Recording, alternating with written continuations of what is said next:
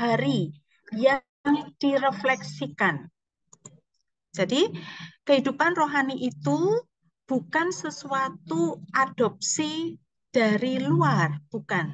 Tetapi hidup rohani itu berasal dari pengalaman hidup setiap hari, sesederhana sekalipun yang direfleksikan.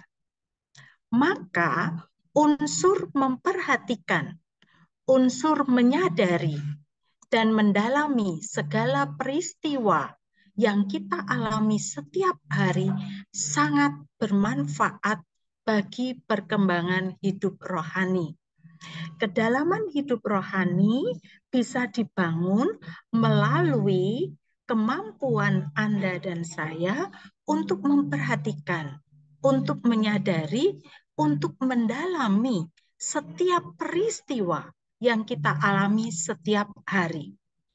Dan pengalaman tersebut, entah itu pengalaman besar maupun pengalaman sederhana, perlu direfleksikan supaya kita menemukan kedalaman hidup rohani kita. Itu maksudnya. Salah satu sarananya adalah melalui buku harian. Jadi buku harian yang akan saya tawarkan sebagai sarana untuk refleksi itu merupakan salah satu sarana. Bukan segala-galanya, bukan satu-satunya. Tetapi karena kita juga nanti sebagai untuk pemula, kita perlu untuk membuat refleksi itu dibiasakan melalui buku harian. Kita tahu apa yang dimaksudkan dengan refleksi, esensi dari refleksi. Esensi dari refleksi sebagaimana kita tahu, reflection yaitu cerminan, pantulan.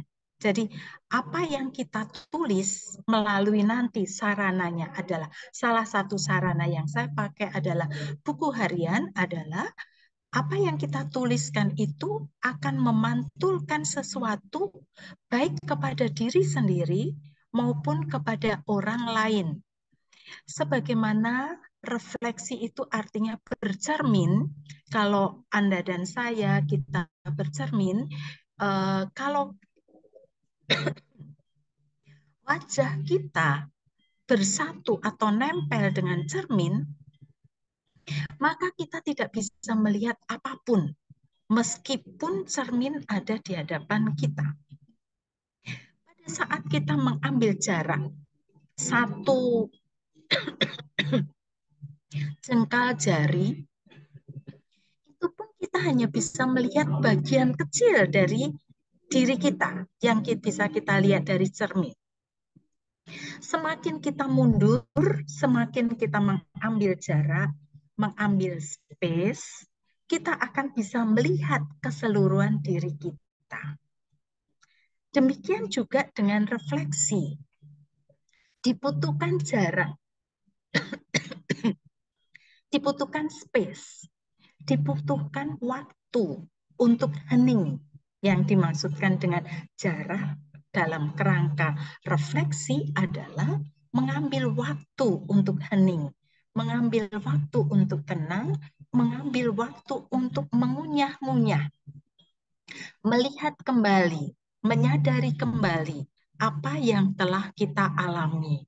Itu yang dimaksud dengan mengambil jarak, sehingga kita tidak menjadi satu dengan peristiwa itu, tetapi kita seolah-olah melihat diri kita, melihat peristiwa yang mana kita seperti orang lain melihat peristiwa yang sedang kita alami. Itu yang dimaksudkan mengambil jarak. Sehingga keindahan yang Anda lihat dalam diri saya, misalnya, adalah cerminan dari Anda. Misalnya, dalam sebuah pertemuan atau sebuah seminar, lalu kita bisa mengatakan, wow, pemateri itu luar biasa bagus. Lalu kita bisa mengungkapkan kembali apa yang dikatakan oleh si pemateri itu. Kita bisa terkagum-kagum. Tapi bisa sebaliknya, kita sudah tahu, sudah biasa si pemateri itu memberikan itu. Saya sudah tahu lebih banyak. Nah, apa yang kita katakan, apa yang kita lihat dalam diri si pemateri itu semata-mata bukan karena si pemateri itu baik, semata-mata juga bukan karena si pemateri itu buruk.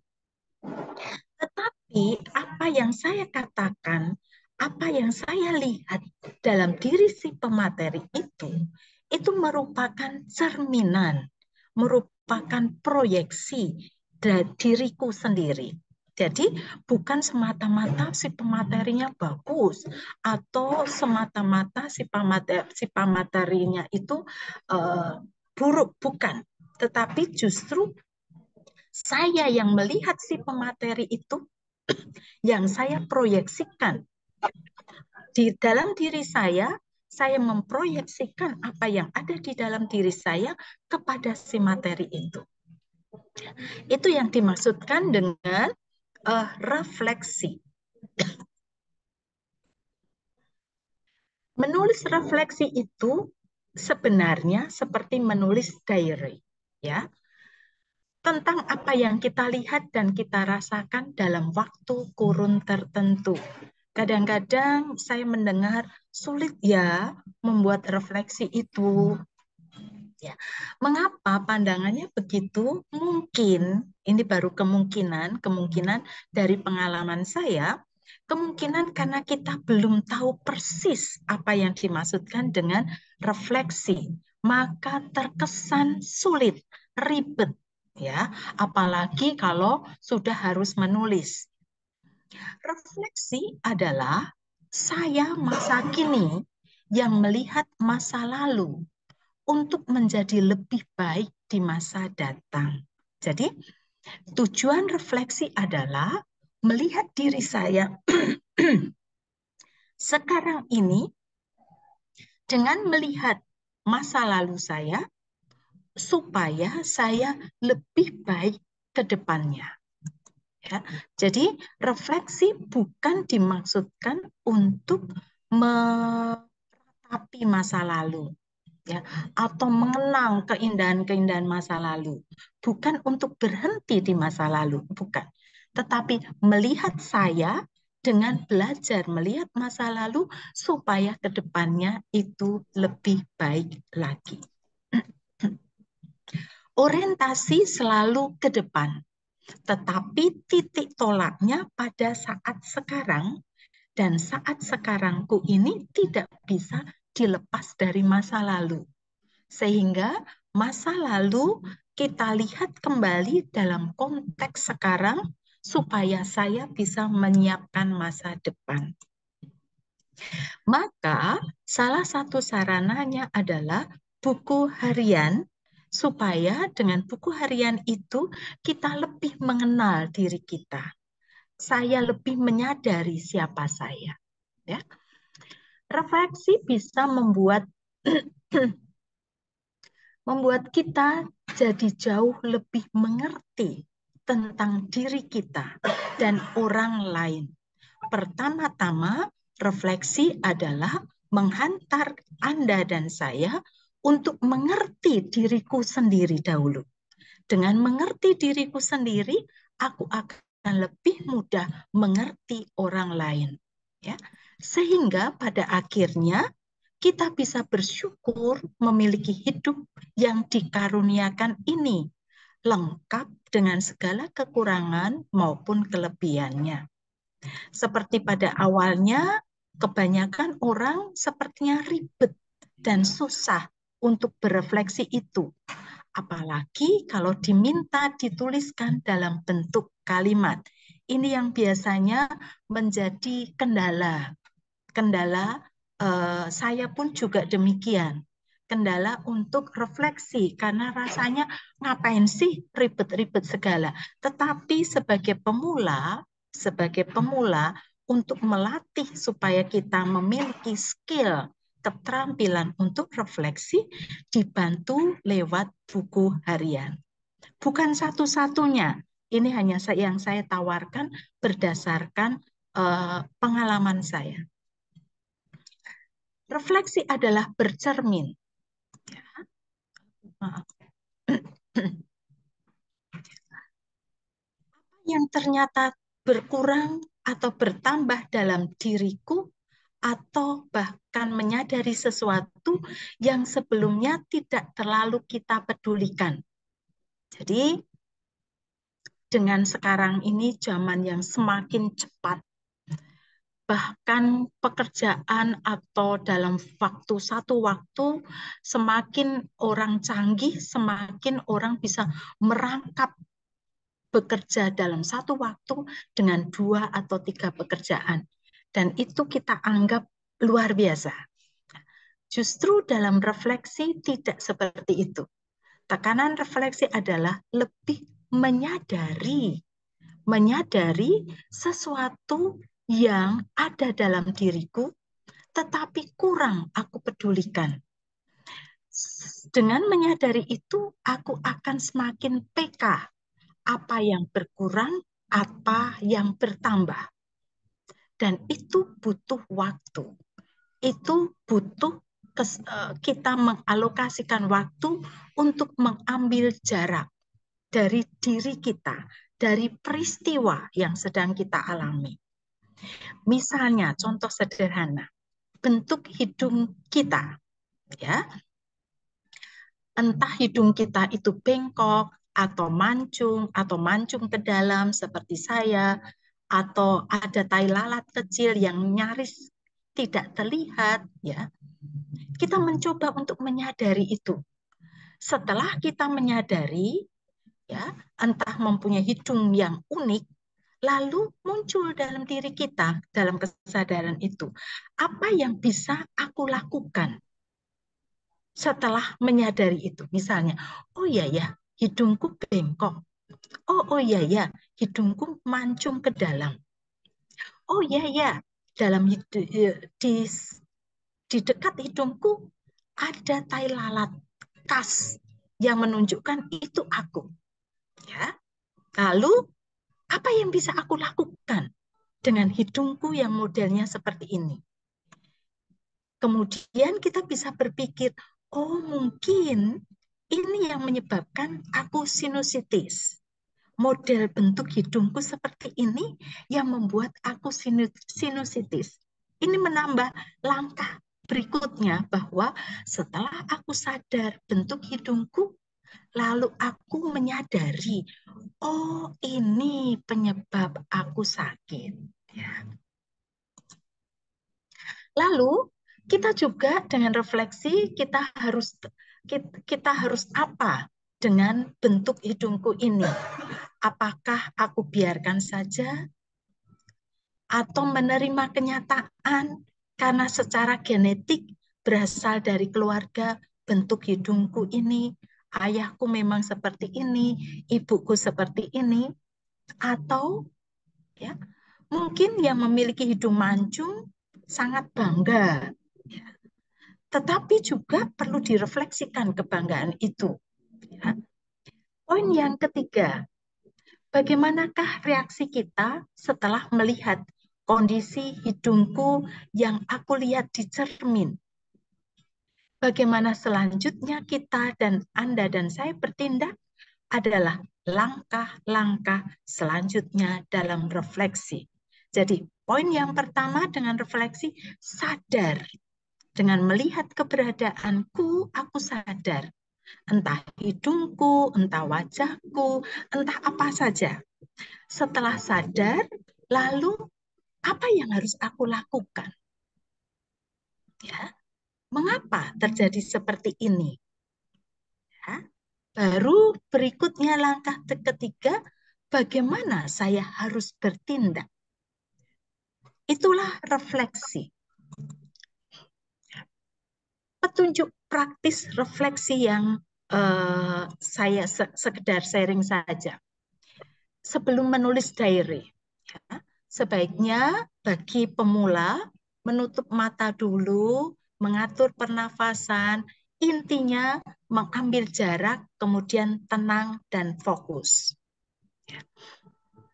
Kemudian ambil waktu secukupnya agar sedikit demi sedikit mulai mendengarkan mengamati suara-suara dan perasaan yang ada dalam hatiku. Kadang-kadang kita kurang adil, tidak adil dengan diri kita sendiri. Kita terlalu berpikir dengan logika, dengan pikiran kita, tetapi kita kurang memperhatikan perasaan. Andai kata mengikuti perasaan kurang detail, mengapa saya mengalami perasaan seperti ini, dan lain sebagainya. Ya.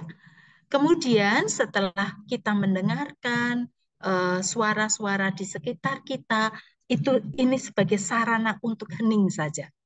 Menyadari perasaanku, mulailah buka buku harian, tulis hari dan tanggalnya. Kemudian tulis apa saja yang Anda ingin olah. Misalnya, hari ini aku ingin mengolah perasaan jengkelku. Misalnya ya, hari ini aku ingin mengolah perasaan marahku. Ya. Kemudian sadari satu hal saja, jangan terlalu banyak. Fokus pada satu, misalnya ingin mengolah rasa marah atau ingin mengolah rasa sedih. Mengapa aku sedih? Ingin mengolah rasa kosong atau kesepian misalnya ya. Kemudian catatan itu akan mempermudah Anda saat merefleksikan atau merenungkan apa yang sedang kita alami. Ya. Kemudian hal yang perlu disadari penting yaitu untuk mengisi buku harian atau buku refleksi tidak diperlukan bakat khusus. Ya, jadi tidak diperlukan bakat khusus ya. Tidak ada model atau bentuk refleksi yang ideal. Tidak ada. Setiap orang bisa membuatnya asal berani mulai dan bertekun. Jadi, tidak ada model, refleksi, atau bentuk yang ideal. Dan tidak diperlukan bakat khusus. Yang diperlukan pertama-tama adalah keberanian untuk mulai dan tekun.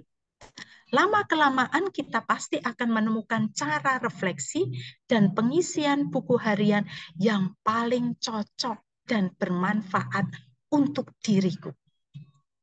Jadi itu tekanannya. Sehingga bukan hal yang menakutkan. Dalam menulis refleksi harian, hendaknya menulis secara spontan. Kadang-kadang kita, aduh, mana ya? Ini baik enggak ya? Layak enggak ya? Nanti kalau dibaca orang lain, bagaimana ya? Waduh, nanti kalau saya lupa meletakkan buku harian saya, lalu saya ketahuan dan dibaca orang lain, saya malu. Nah, biasanya pikiran-pikiran yang mengganggu kita sehingga menghambat kita adalah kita tidak menulis secara spontan. Mulai menulis saja tanpa a priori, tanpa rencana macam-macam. Tanpa a priori ini baik atau tidak baik. Tidak. Tulis saja.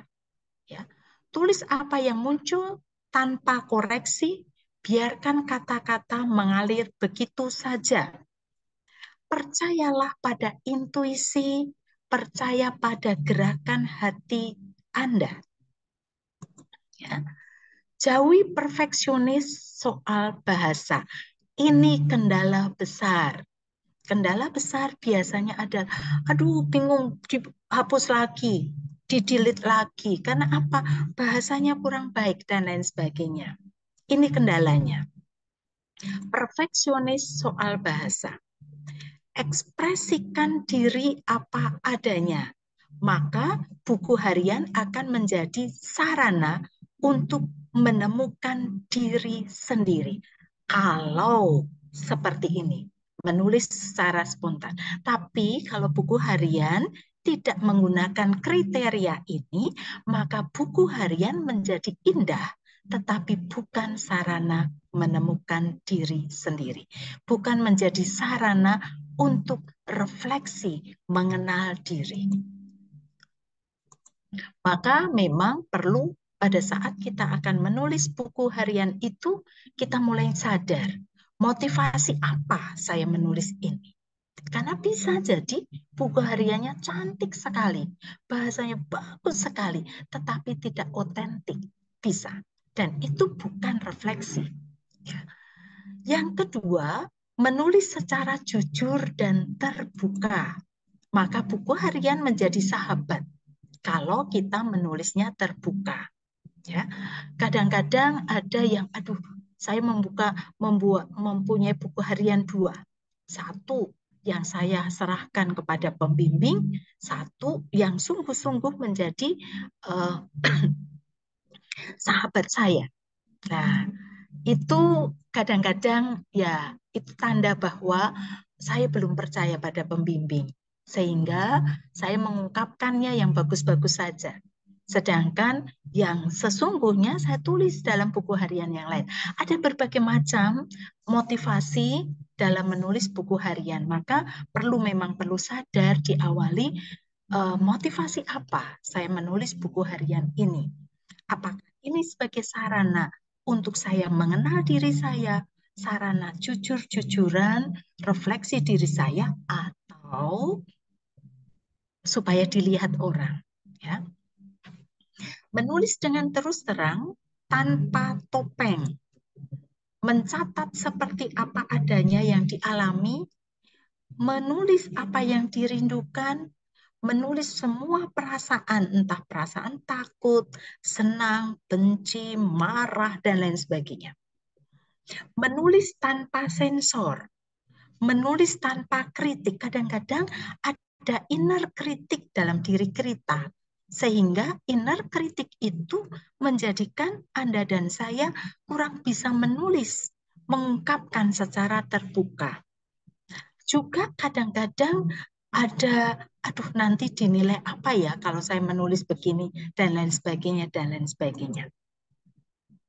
Nah, kalau itu semua terjadi, maka, oh maaf,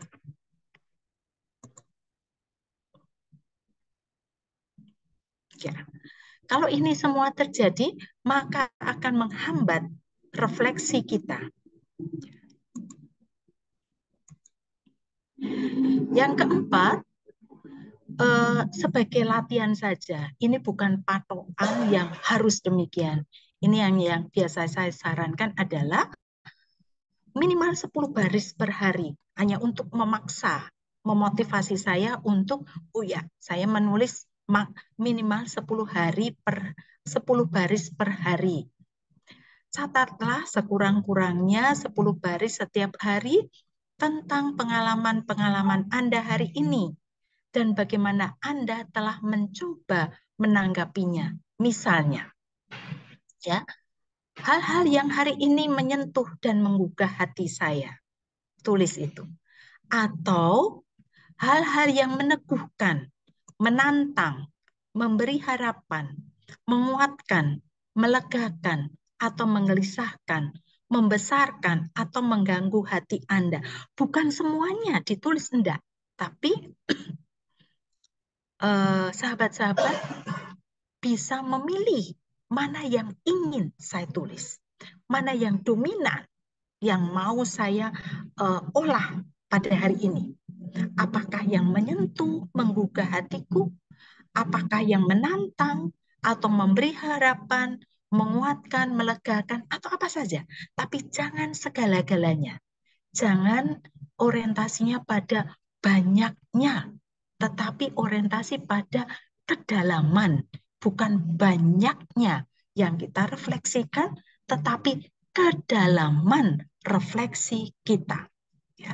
Juga bisa kita menulis hal-hal yang kita setujui atau tidak kita setujui. Misalnya dalam hidup berkomunitas, dalam hidup berkarya. Oh, saya jengkel sekali karena ada pengalaman di mana tadi dalam satu hari ini saya mempunyai pengalaman yang sangat menyedihkan, menjengkelkan, yaitu dengan pimpinan saya. Dia mengatakan begini, hal-hal yang tidak saya setuju begini, dan lain sebagainya. Bisa juga. Ya.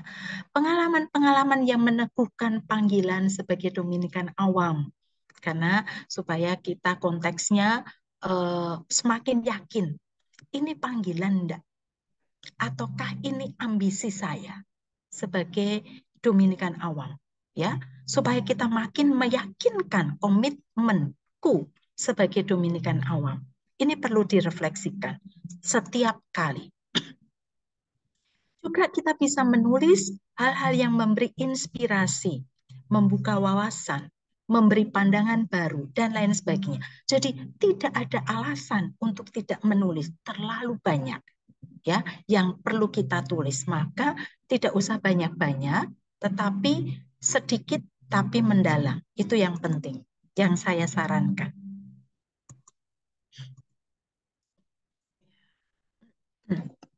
Nah, bagi pemula, bagaimana menulis refleksi bagi pemula? Ya, sederhana. Carilah, saya memberikan contoh. Carilah satu saja peristiwa di hari ini yang sungguh menggugah segenap pikiran dan rasa Anda. Misalnya, ketika mau mandi, air kran mendadak mati. Apa boleh buat Anda tidak bisa mandi? Mungkin perasaan jengkel ya. Dari peristiwa itu Anda bisa melihat atau Anda bisa belajar apa untuk diri Anda. Ini sudah refleksi, pengalaman sederhana. Selanjutnya, Anda terpaksa memakai minyak wangi yang sebelumnya jarang sekali Anda pakai. Ternyata menyimpan minyak wangi berfungsi juga, meski awalnya Anda tidak suka. Ya. Bagaimana Anda melihat peristiwa itu dari kacamata orang lain? Ya, jadi ini sudah bahan refleksi. Hanya gara-gara merefleksikan tentang air kran yang mendadak mati. Ya. Dan ini akan kita bisa melihat diri kita. Oh, ternyata reaksiku begitu. Oh, ternyata saya setelah saya bereaksi reaktif sekali, oh ternyata saya tidak bisa menemukan makna di balik peristiwa yang menjengkelkan itu. Atau, oh ternyata peristiwa air kran mendadak mati, saya bisa belajar banyak hal. Saya bisa mengerti apa maksud Tuhan. Saya bisa mengenali diri saya. Begitu sampai di kantor, sebenarnya Anda tidak pede karena tidak mandi, meskipun yang tahu hanya diri sendiri. Lebih tidak pede lagi kalau ada bau wangi yang tidak biasanya Anda pakai dan ternyata Anda pakai. Juga bisa ketahuan juga bau yang karena tidak mandi. Tapi ternyata teman-teman Anda tetap beraktivitas dan bergaul seperti biasa. Berarti, oh ternyata itu hanya perasaanku sendiri. Oh itu ternyata hanya pikiranku sendiri. Apa yang bisa Anda dapat dari peristiwa yang menurut Anda paling menarik di hari ini sehingga bisa menggugah pikiran dan rasa Anda? Ya. Hal yang sederhana bisa kita ulas, bisa kita refleksikan lebih dalam. Anda jadi tahu bahwa tampilan diri itu memang perlu, tetapi pancaran yang berasal dari hati, jujur, apa adanya, dan tidak munafik lebih perlu dan diterima oleh banyak orang. Nah, ini kesimpulan dari refleksi sebelum-sebelumnya.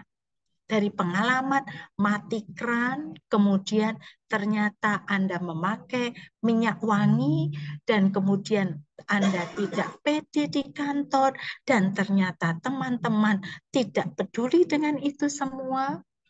Lalu mulailah ada pencerahan bahwa ternyata tampilan diri itu yang berlebihan ternyata tidak terlalu membutuhkan.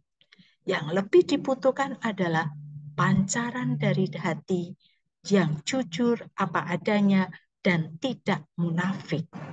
Ini kesadaran-kesadaran kalau akan kita temukan kalau kita refleksi. Tapi kalau tidak, begitu terus, otomatis sehingga kita tidak bisa menemukan apa-apa. Apa maksud Tuhan di balik bagi Anda melalui peristiwa tersebut? Itu inti dari refleksi. Sampai menemukan apa kehendak Tuhan dari peristiwa yang saya alami. Entah cucuran air mata, entah tangisan, entah kesedihan, macam-macam. Carilah peristiwanya dulu. Jadi pertama, untuk tahap pemula, carilah peristiwanya dulu.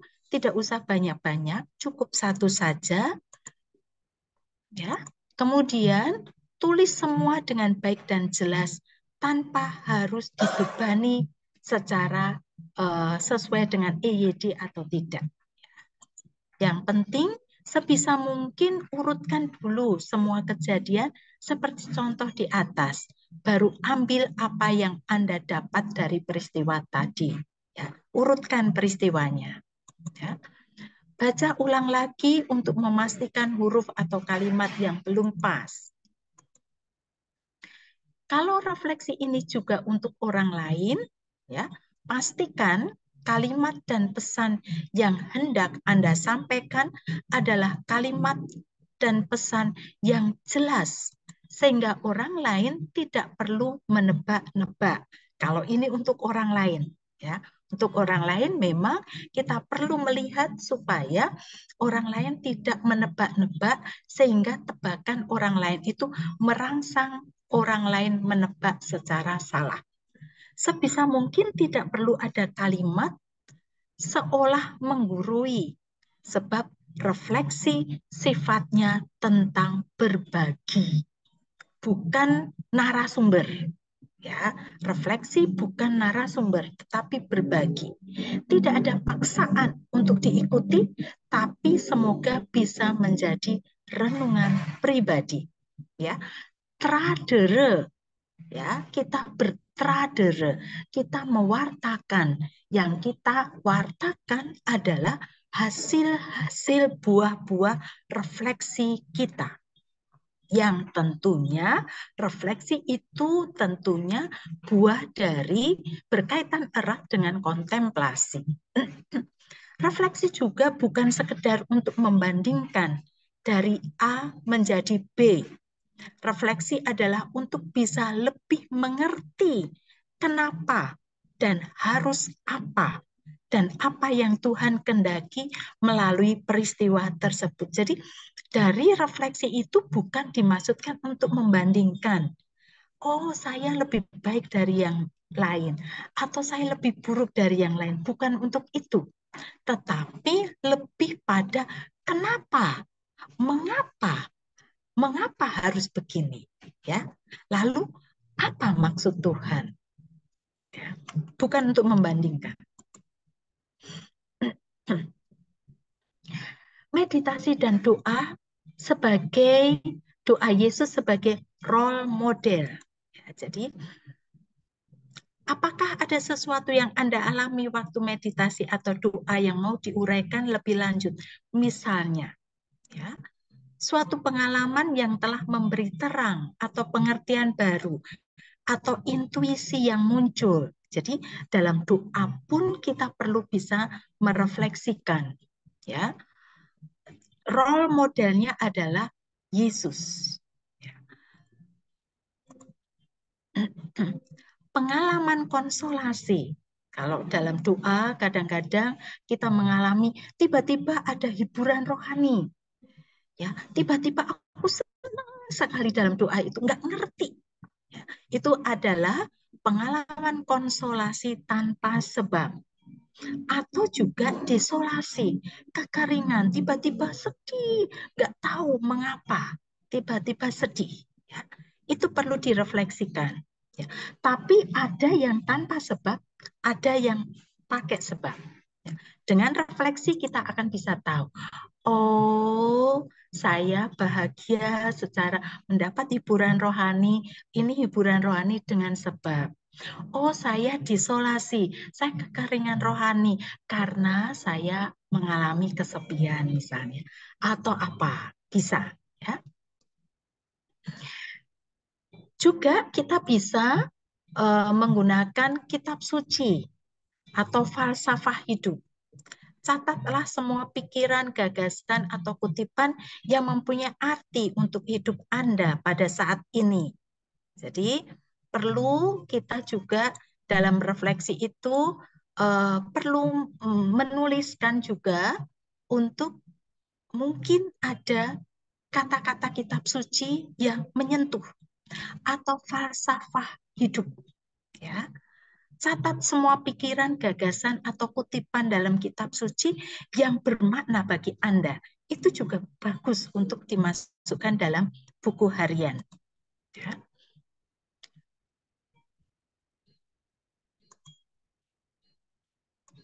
Apa yang perlu ditulis dalam refleksi itu?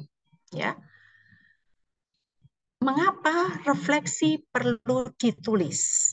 Mengapa refleksi perlu ditulis? Ada yang bertanya kepada saya, apakah refleksi itu harus ditulis? Saya selalu katakan, tidak harus. Tetapi untuk tahap awal, pemula, seyogyanya, sebaiknya, saya mengatakan, saya tidak memutlakan, sebaiknya ditulis. Mengapa? Karena dengan menulis refleksi, kita bisa mempunyai arsip pribadi yang kelak bisa membantu kita sekiranya ada sesuatu yang mungkin mirip dengan yang kita alami lagi. Lalu kita tahu, oh dulu saya sudah ngalami. Dan ya, sekarang saya pasti akan bisa. Karena dulu saya pernah mengalami. Tidak menutup kemungkinan menjadi daya kekuatan baru untuk terus maju. Ya. Lebih dari itu, kita pun bisa berbagi kepada sesama yang bisa jadi memiliki peristiwa sama, bisa sama saling menguatkan. Itu perlunya refleksi ditulis. Semakin sering menulis hasil refleksi, semakin banyak kita akan menemukan cara Tuhan dan pesannya buat kita semua, terutama diri kita sendiri. Baru penting untuk orang lain. Buku harian sebagai cermin diri. Bila buku harian diisi dengan jujur, mencerminkan diri aktual, bukan diri ideal, bukan diri yang aku cita-citakan, yang aku inginkan, tetapi diriku yang sesungguhnya. Ya, dengan mengisi buku harian, kita bicara dengan diri kita sendiri. Kita memiliki sahabat yang bisa kita percaya.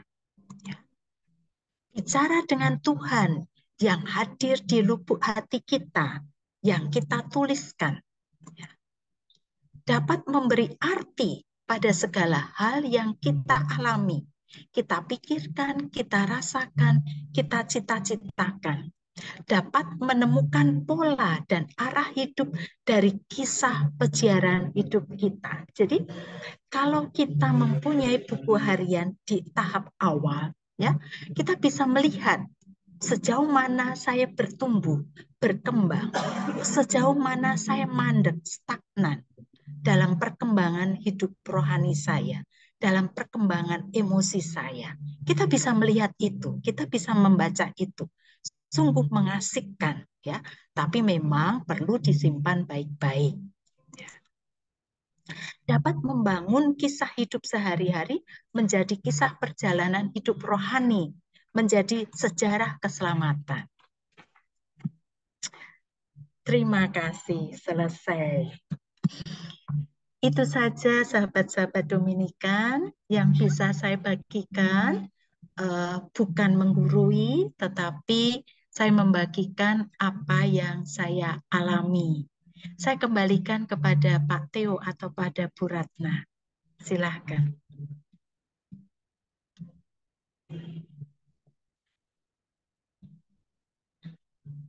Saya kembalikan ke Pak Oh, Theo.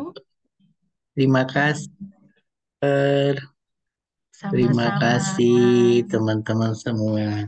Gimana mungkin ada yang ingin ditanyakan atau ada yang ingin ditambahkan pengalaman-pengalaman pribadi dan sebagainya? Silakan, silakan.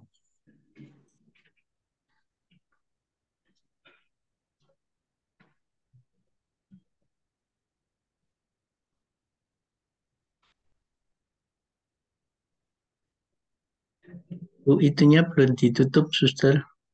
Kenapa? Share Oh, screen-nya. oh ya ya. Share kirnya saya tutup ya. Ya, Thank you, terima kasih. sama-sama. Nah, Silakan jika ingin berbagi atau bertanya, saya persilahkan. oh, mm, mm. Yang mau nambahin juga boleh karena mungkin ada yang sudah melaksanakan punya buku harian atau punya pengalaman membuat refleksi.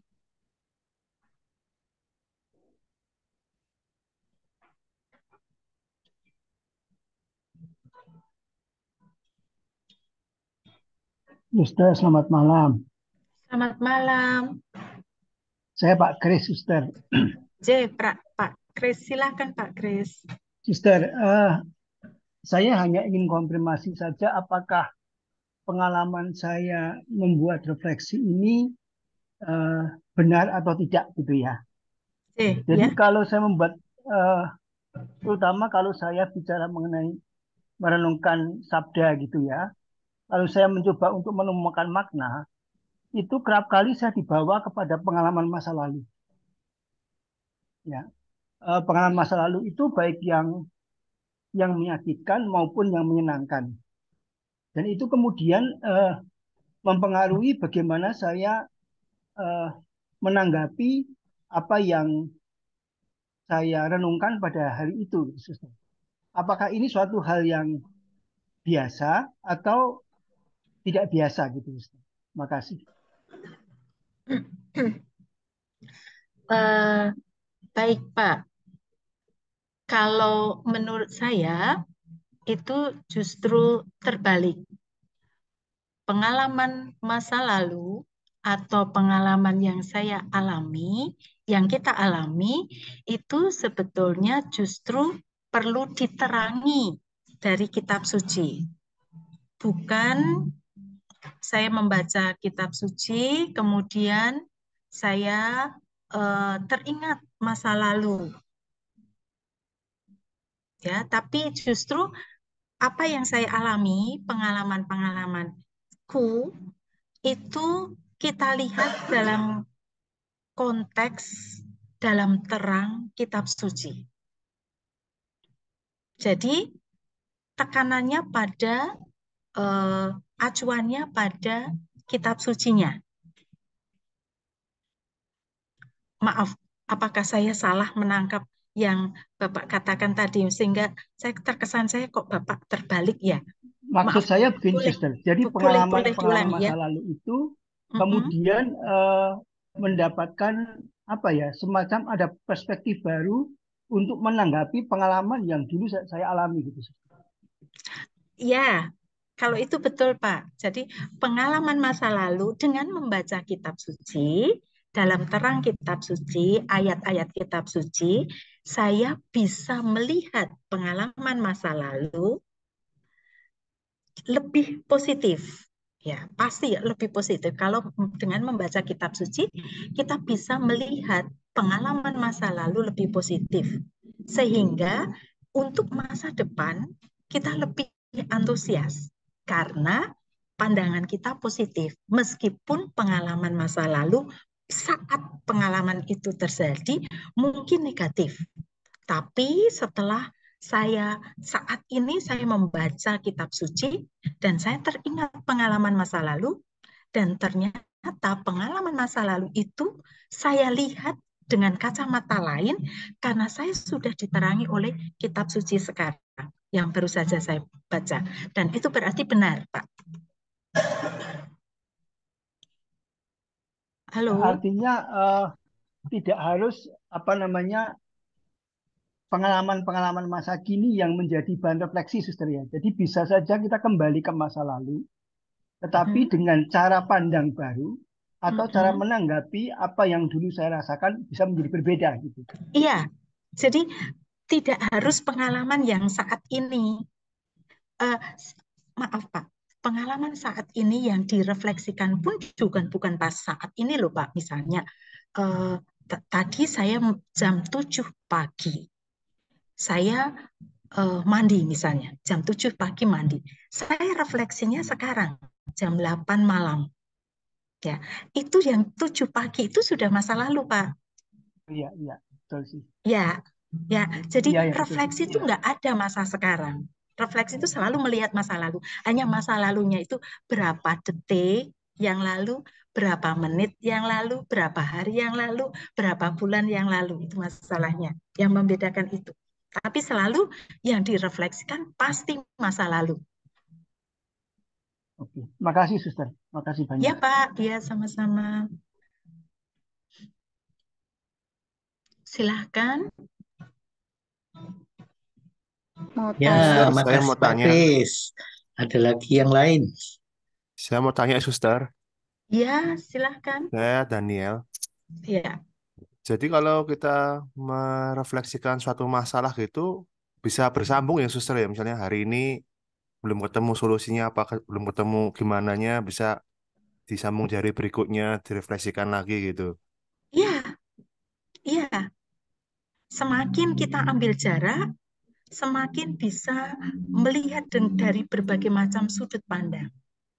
Sama, kalau kita bercermin, semakin dekat, kita hanya bisa melihat sebagian wajah kita.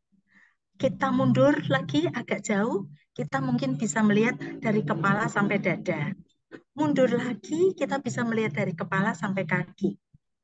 Demikian juga refleksi. Semakin mundur itu berarti mengambil jarak, ya. Dengan hening, dengan tenang, melihat lagi, melihat secara perspektif luas dan lain sebagainya. Mungkin satu saat saya melihat peristiwa itu saya nangis, nangis, nangis, sedih. Besok saya refleksikan, saya sudah tidak nangis lagi, tapi masih sedih. 3 hari berikutnya saya refleksikan, saya sudah makin kokoh. 1 minggu lagi peristiwa yang sama, saya refleksi, saya bersuka cita. Bisa begitu. Iya, Suster. Meskipun Terima kasih, Suster. ya, meskipun peristiwanya sama.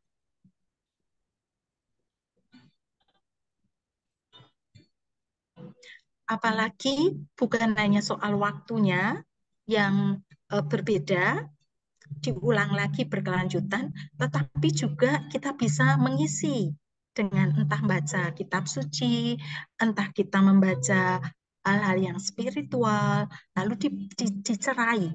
Lalu itu mempengaruhi refleksi kita.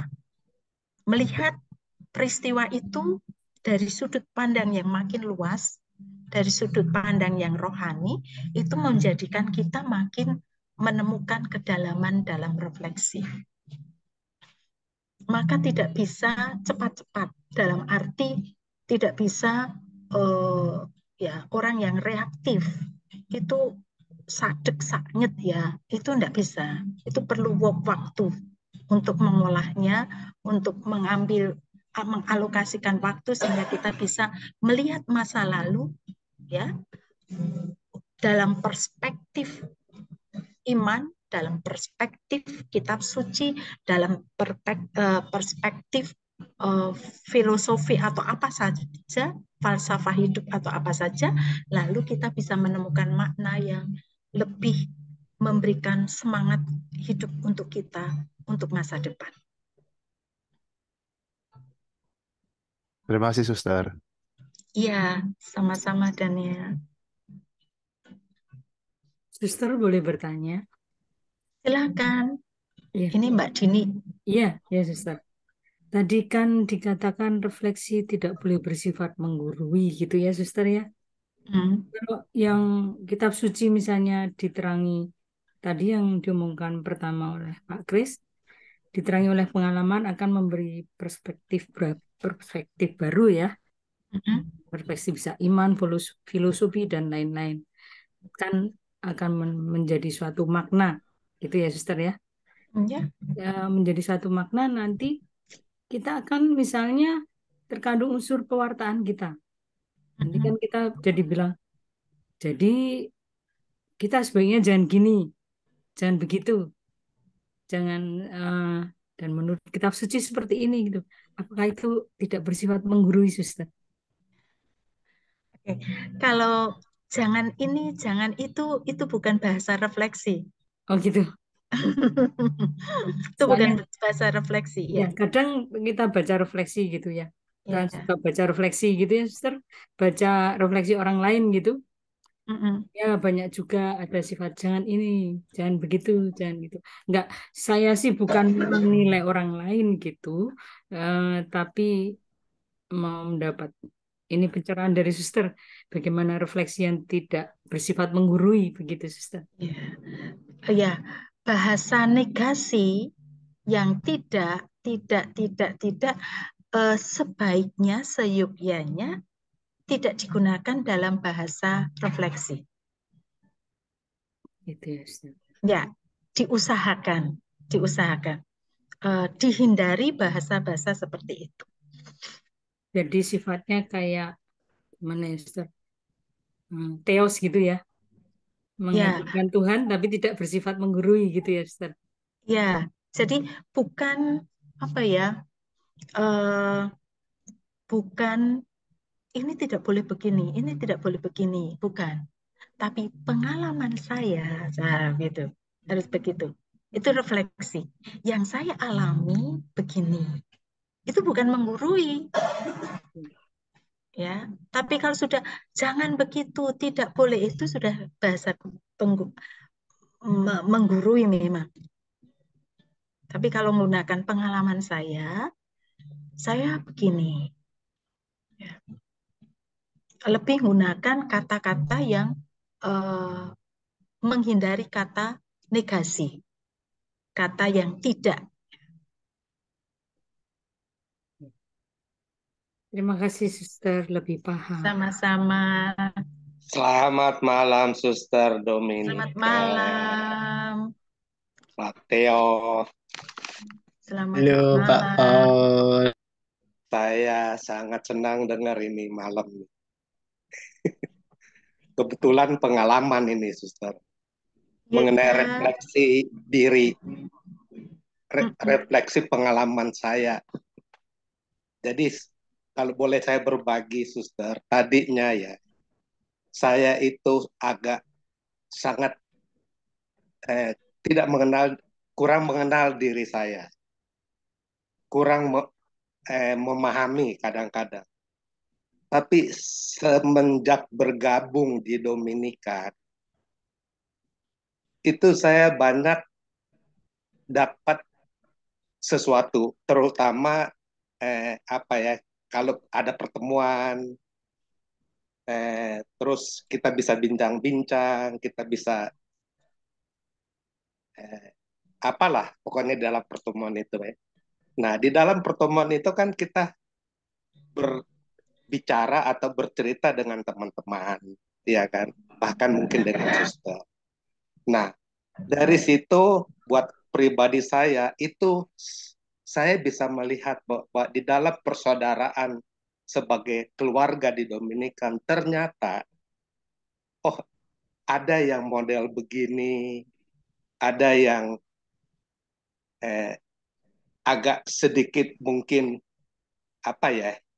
ya karena mungkin itulah pribadi masing-masing itu ya. Nah, saya bisa rasakan bahwa ternyata di dalam persaudaraan itu ternyata ada teman kita atau saudara kita, seperti ini. Tapi tentunya kan kita kan nggak mungkin istilahnya mau merubah, ya kan, kita sesuai kehendak kita. Saya nikmati aja. Saya tetap nikmati, tetap menganggap itu saudara saya, karena memang itulah pribadi teman saya itu. Nah, itu yang saya sangat bersyukur sehingga saya bisa melihat diri saya, suster. Bisa mengenal diri saya lebih artinya bisa melihat dengan pengalaman-pengalaman itu supaya saya bisa memahami ternyata itu ada saudara saya di dalam persaudaraan itu seperti yang saya rasakan. Itu suster pengalaman saya. Terima kasih. Terima kasih Pak Paul pengalamannya. Jadi memang pertama-tama kalau kita terampil dalam refleksi, pertama-tama kita makin mengenal diri. Dengan mengenal diri, kita menerima diri. Dengan menerima diri, kita mencintai diri. Dengan mencintai diri, kita mampu memberdayakan diri kita, termasuk kelemahan maupun kekuatan kita. Nah, dengan demikian, kalau kita bisa mencintai diri secara benar, karena refleksi terus-menerus itu, maka kita lebih mudah mencintai saudara-saudara kita. Kita lebih mudah memahami orang lain. Maka kata-kata Yesus benar. Cintailah sesamamu manusia seperti mencintai diri sendiri.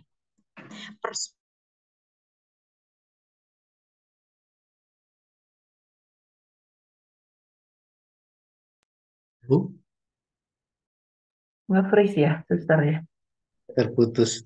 Putus sepertinya ada suster. Ntar masuk lagi.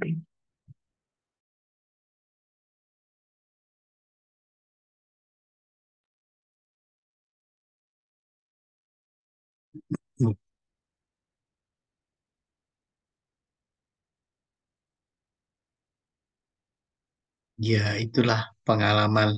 Karena sepertinya merefleksi ini bukan suatu eh, pengetahuan ya, tapi keterampilan. Jadi semakin banyak kita berefleksi, kita akan semakin gampang untuk mendeteksi. Inti dari refleksi ini kan sebetulnya menyadari.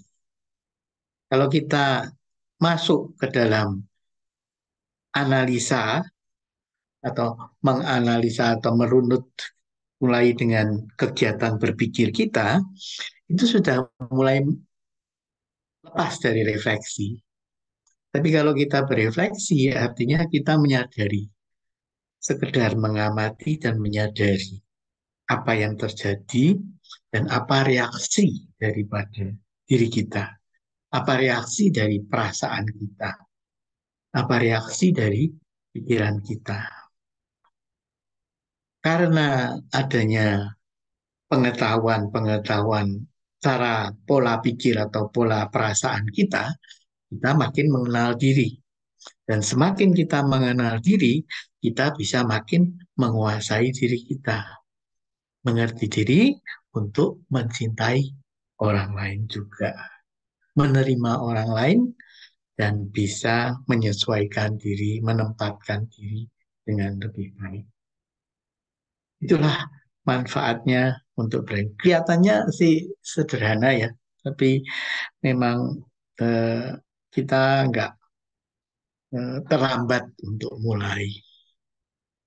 Kalau pinjam dari pengalaman para suster-suster yang di awal atau para calon imam, itu mereka sudah mulai dilatih untuk berefleksi sejak mereka masuk. Nah, kita sebagai Dominikan awam, kita kan sejauh kemarin itu hanya mengadakan refleksi atau tanpa tuntunan yang cukup, hanya ada studi 1 bulan sekali. Maka Romo Andre dan Sister Lucy juga merasa bahwa kayaknya kita perlu meningkatkan supaya kita makin bisa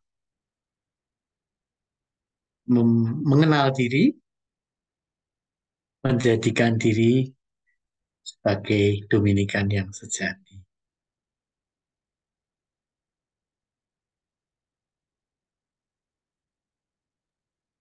Ada yang lain? Suster Dominika sampai di mana ini?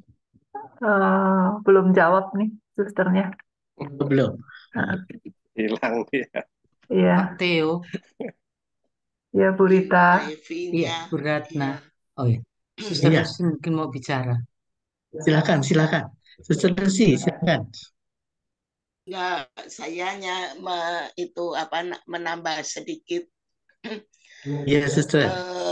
Sungguh apa yang tadi disampaikan oleh Suster Dominika, bagi kita para Dominikan itu sangat mendasari untuk bisa kontemplasi secara tajam. Karena kalau tahu persis diri kita, who am I? Siapa saya melalui refleksi, maka kita semakin bisa sangat intim dengan Tuhan. Jadi untuk mendengarkan Tuhan bicara itu lebih mudah kalau kita sudah terbiasa dengan refleksi harian hidup kita. Saya hanya menambah itu. Makasih Suster Lucy. Nah, ini Suster Dominika sudah balik. Ya, muncul. Monggo, Ya. Suster. Terima kasih Suster Lucy. Maaf, hilang ternyata. Iya, jadi tadi dengan refleksi itu menghantar kita untuk mengenal diri. Dengan mengenal diri menjadikan kita mampu menerima diri apapun. Dengan menerima diri mengajak kita untuk bisa menghantar kita mencintai diri dan kemudian memberdayakan diri. Nah, kalau kita bisa mencintai diri secara benar, maka mudah untuk mencintai sesama. Seperti yang dikatakan Yesus, bahwa cintailah sesamamu manusia seperti diri sendiri. Jadi itu yang mendasar. Mencintai sesama seperti mencintai diri. Problematik dalam hidup bersama, apapun, dimanapun, ya, nampaknya problematiknya adalah kemampuan kita, kedangkalan kita, ketidakmampuan kita dalam mencintai sesama. Sebetulnya bukan itu. Yang paling mendasar bukan karena ketidakmampuan kita mencintai sesama. Itu kesimpulan yang salah. Kelihatannya itu. Tetapi persoalan yang paling mendasar adalah ketidakmampuan kita untuk mencintai diri kita secara benar. Mencintai diri secara benar itu artinya mengenali diri secara benar. Mengenali dinamika batin kita sendiri, mengenali dinamika emosi-emosi kita, mengenali dinamika dan pola pikir kita, pola perasaan kita, dan semuanya. Dan karena kita tidak mampu atau kurang mampu dalam hal mencintai diri secara benar, maka kita sulit mencintai orang lain. Tapi itu dampaknya. Jadi seperti yang Yesus katakan, cintailah sesamamu manusia seperti mencintai diri sendiri. Itu saja sahabat-sahabat yang bisa saya berikan. Cukup Pak Theo.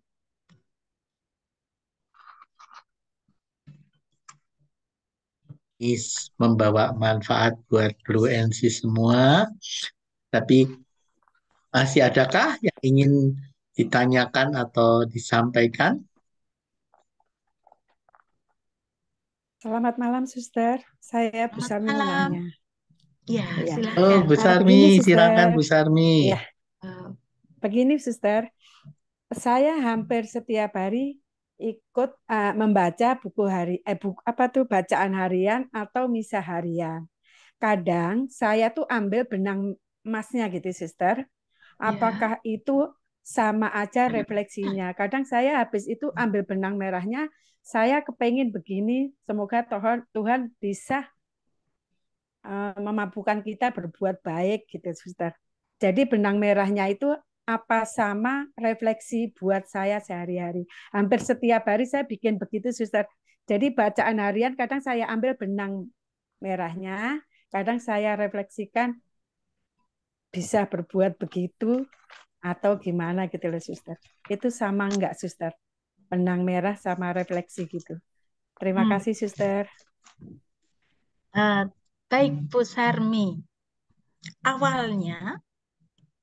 Awalnya bisa dimulai dengan mengambil benang merah dari bacaan-bacaan atau dari misa atau dari khotbah. Boleh, tetapi itu belum refleksi. Itu yang perlu kita refleksikan. Ya, kita refleksikan dengan melihat apa yang tadi ditangkap dari benang merah itu, lalu kita tatapkan dengan pengalamanku masa lalu. Masa lalu itu bisa 1 jam yang lalu, bisa 2 jam yang lalu, bisa 1 hari yang lalu, bisa 1 minggu yang lalu, terserah. Ya, kita tatapkan itu. Jadi apa yang menjadi benang merah yang Ibu Sarmi tangkap dari bacaan atau dari khotbah, itu diingat-ingat, lalu itu ditatapkan dengan peristiwa pengalaman Ibu. Ya, pengalaman itu baru akan bisa menjadi refleksi. Bukan hanya benang merah direnungkan saja, enggak, tapi harus ditatapkan, ditemukan, ya, dihadapkan dengan pengalaman Ibu. Lalu pengalaman Ibu berbunyi apa? Bermakna apa dengan pencerahan itu?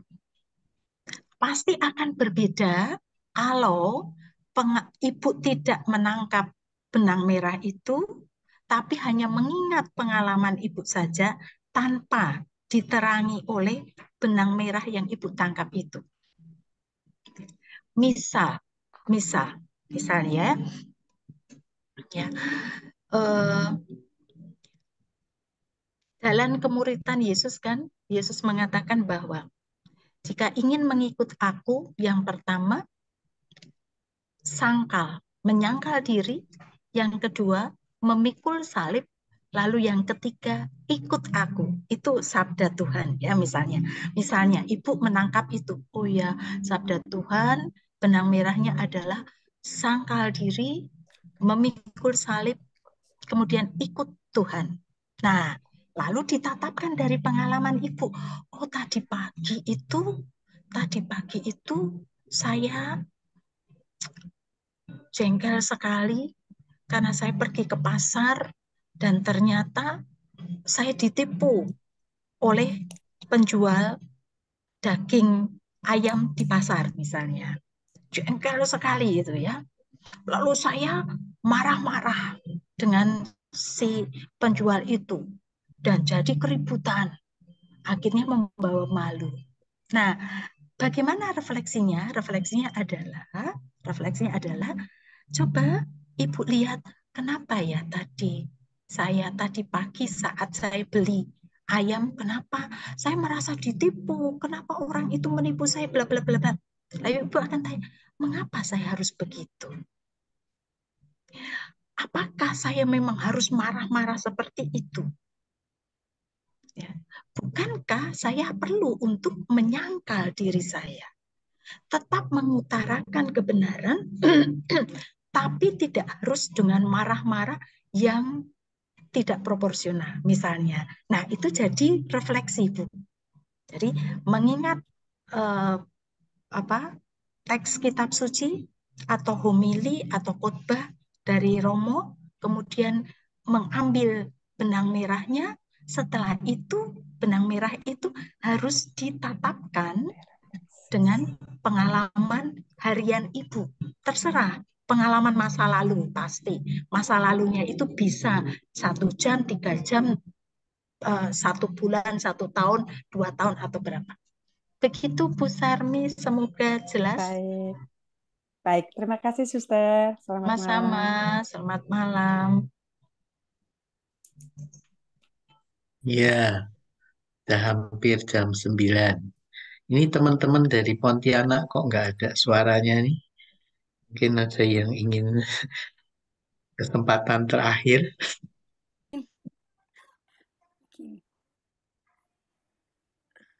Oh, ada yang tugas kompletorium.